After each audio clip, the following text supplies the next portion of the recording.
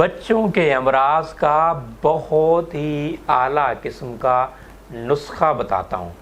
گھر میں یونانی گرائیو واٹر تیار کیجئے۔ سویا کا طب نبوی میں ذکر موجود ہے۔ میرے نبی صلی اللہ علیہ وآلہ وسلم نے فرمایا، قال رسول اللہ صلی اللہ علیہ وآلہ وسلم السنا والسنود فیہما دوائن من کل دا۔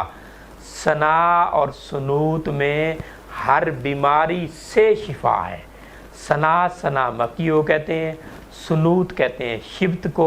شبت کا مطلب ہے سویا اور سویا کا ساگ۔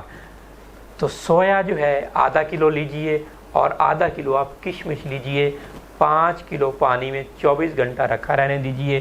اس کے بعد اس کا عرق کشید کریں 4 بوتل اور روزانہ بچوں کو پلائیے۔